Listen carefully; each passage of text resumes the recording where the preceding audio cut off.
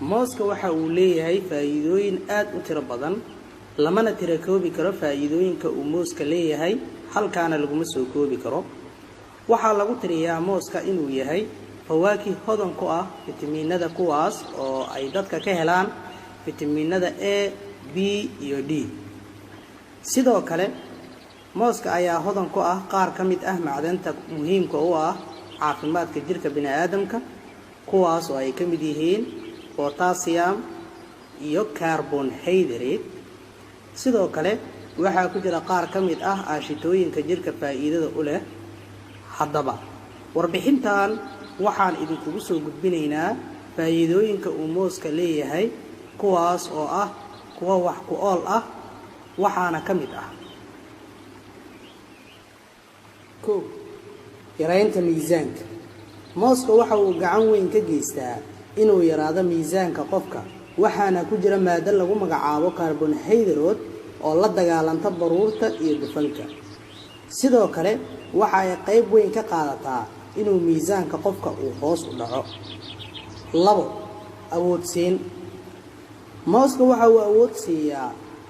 jirka bini'aadamka waxaana inta badan lagu booriyaa dadka sameeya aalamiintada inay cunaan mooska ka hor inta aysan sameyn aalamiintada 3 waxa uu daawo u yahay habdhiska dheefshiidka iyo calool fadhiga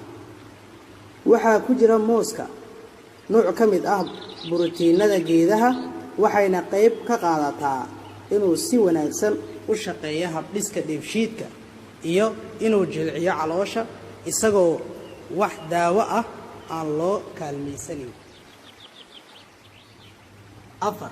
waxa uu daawo u yahay aashitada waxa uu ka shaqeeyaa mooska inuu daweeyo oo uu yareeyo aashitada caloosha si degdeg ah 5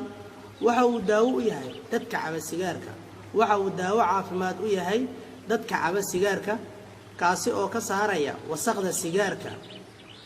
waxa uuna yareeyaa saameynta uu sigaarka jirka ku leeyahay waxaana ku jira koox fitamiino ah kuwa oo ka shaqeeya inay yareeyaan saameynta xun ee sigaarka jirka u geysto 6 waxa uu caafimaad u yahay wadnaha potassium waa cunsur aasaasi ah waxa uuna ka shaqeeyaa inuu ilaaliyo wadnaha waxa uuna habeeyaa dhiigga cunsurkan cuntooyinka laga helo waxa ka mid ah mooska haddaba cunista mooska waxa ay yareysaa cudurrada ku dhaca wadnaha sida wadna istaaga 7 waxa uu caafimaad u yahay kiliyaha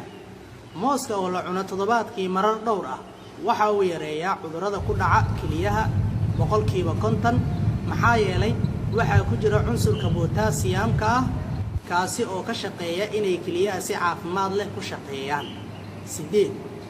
waxa uu la dagaalamaa gabowga mooska waxa ku jira fitamiinada aadka u sareeyo kuwaas oo ay ka mid yihiin vitamin A iyo C sidoo kale waxa ku jira aashitooyinka diidaya inay timaado gabow degdeg ah